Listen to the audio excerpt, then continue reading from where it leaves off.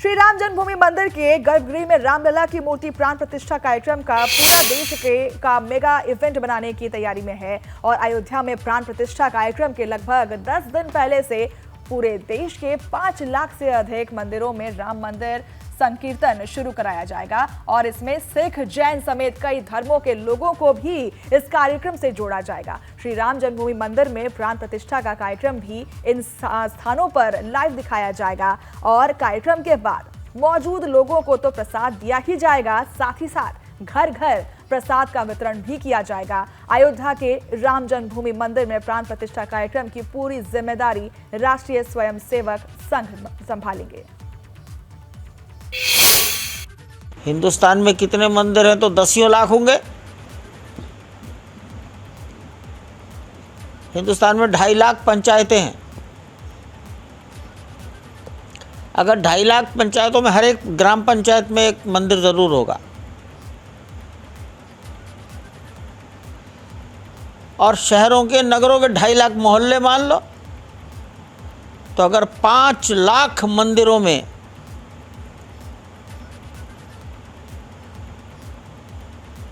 दस से 12 दिन पहले से अपनी अपनी श्रद्धा और आस्था के अनुसार नाम संकीर्तन, हमने कोई यज्ञ की चर्चा नहीं की है।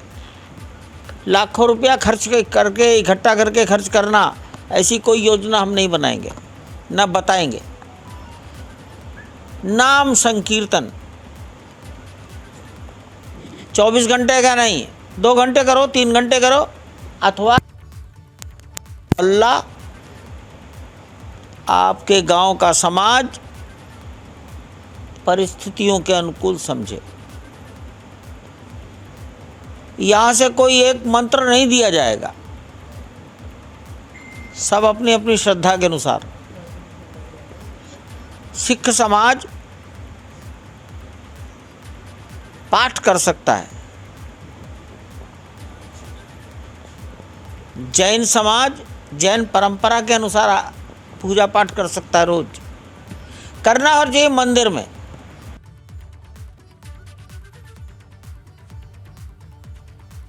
रामपुर में हेट स्पीच मामले में आज रामपुर की एमपी एमएलए कोर्ट ने सुनवाई है और आरोप है कि 2019 के लोकसभा चुनाव में आजम खान ने भड़काऊ भाषण दिया था। हेट स्पीच मामले में अभियोजन पक्ष की फाइनल बहस होगी और अभियोजन पक्ष के बाद बचाव पक्ष यानी कि आजम खान की तरफ से बहस होगी। बहस के बाद जजमेंट के लिए फाइल भेजी जाएगी।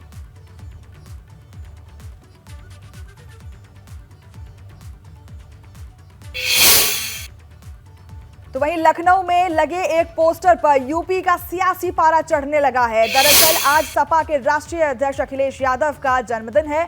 उनके जन्मदिन पर सपा कार्यालय में होर्डिंग लगी हुई है जिसमें उन्हें देश का भावी प्रधानमंत्री बताया गया है। ये होर्डिंग सपा प्रवक्ता फखरुल हसन चांद ने लगवाई है। तस्वीरों में आप देख सकते हैं, इस पोस्टर पर काफी घमासान मचा हुआ है। भावी प्रधानमंत्री बोलने पर विपक्ष के पार्टी कहें या फिर जो भी दूसरी अन्य पार्टियां हैं वो इस पर विरोध जता रही है। फखरुल हसन ने ये पोस्टर लगवाया था जिसके बाद ये विवाद शुरू हो गया। आज राष्ट्रीय अध्यक्ष अखिलेश यादव का जन्मदिन है जिसको लेकर लखनऊ के हजरतगंज में हनुमान मंदिर पर सपा के नेताओं ने हवन किया और सपा मुखिया अखिलेश यादव की लंबी उम्र की कामना की। राजेंद्र चौधरी, रविदास मल्होत्रा समेत कई वरिष्ठ नेताओं ने मिलकर हवन में हिस्सा लिया।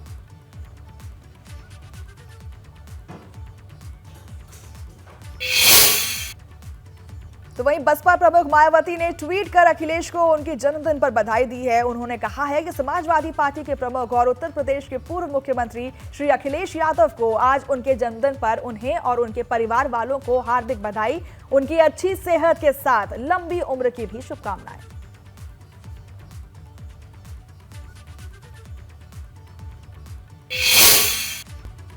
नमस्कार, मैं हूं आपके साथ मनीषा सिंह और आप देख रहे हैं एबीपी गंगा। और खबर माफिया से जुड़ी हुई है। माफिया अतीक अहमद से जुड़ी बड़ी खबर आ रही है। अतीक के गुर्गे शेरा की इंग्लिश रिवॉल्वर के साथ तस्वीर बहुत ही तेजी से वायरल हो रही है। शेरा कार में बैठे हुए हाथ निकालकर इंग्लिश रिवॉल्वर लहरा रहा है। 2 दिन पहले ही शेरा के जिशान गद्दी को धमकाने का भी आरोप लगा था। ये ऑडियो भी वायरल हो रहा था, लेकिन इंग्लिश पिस्टल के साथ तस्वीर वायरल होने के बाद हड़कंप मचा हुआ है हर तरफ। शेरा ने फिल्म स्टार सलमान खान को भी धमकी दी थी, जिसके बाद मुंबई पुलिस उसे प्रयागराज से गिरफ्तार कर ले गई थी।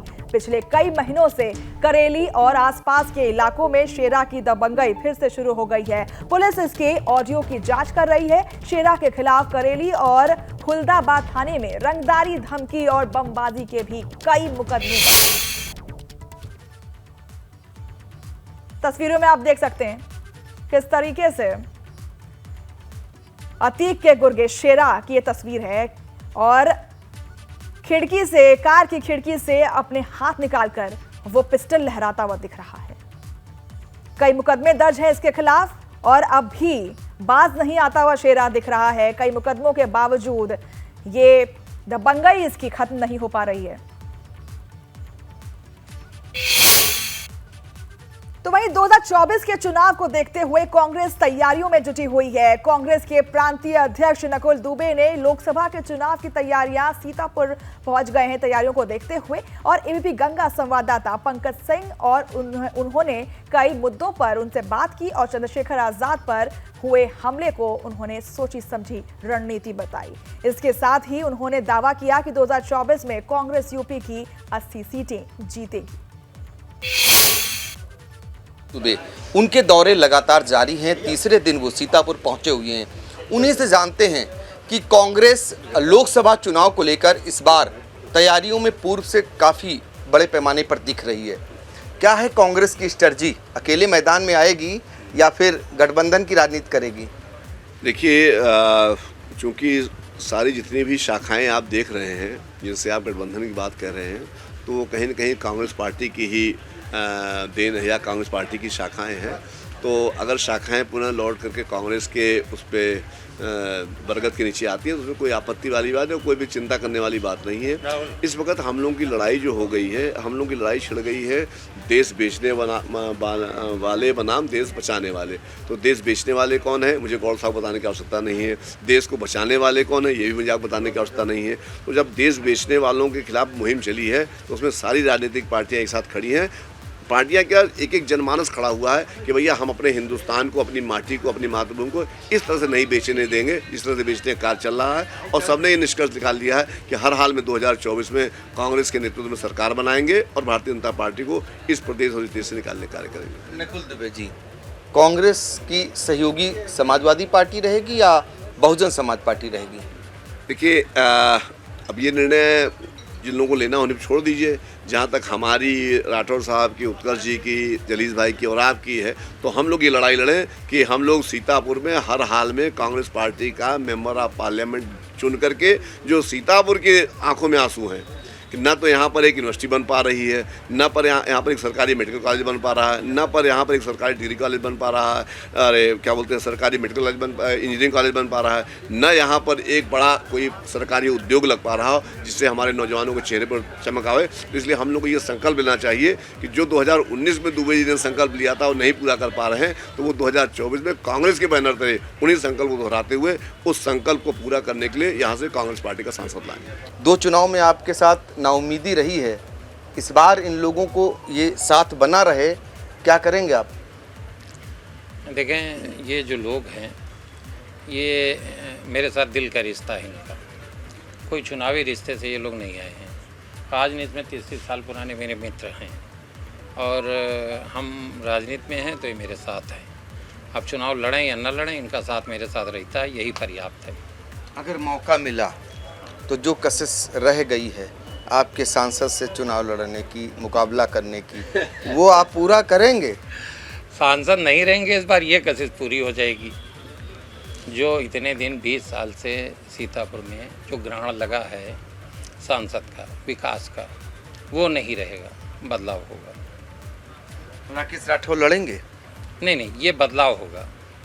सांसद नहीं रहेगा, ये तय है, कि सांसद कांग्रेस का इस बार चुन के आएगा। 30 लोकसभा क्षेत्र सीतापुर से कांग्रेस का सांसद चुन के आएगा। मान लीजिए गठबंधन में सीट दूसरे खाते में चली वो गई, अलग बात है, वो तो विषय अलग है, वो विषय अलग है। तो गठबंधन वाला जीतेगा। हम तो गठबंधन की मदद पहले भी कर चुके हैं। तो देखिए ये जोड़ी जो पिछले चुनाव में भी दिखाई दी थी, साथ में फिर से एक बार ये जोड़ी इस उम्मीद के साथ खड़ी हो रही है कि अगला चुनाव इन्हें फतेह करना है लोकसभा का।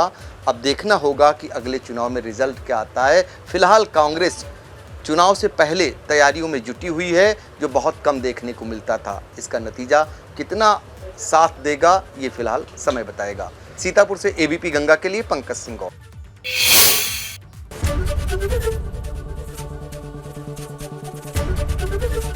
एबीपी गंगा, खबर आपकी, जुबान आपकी।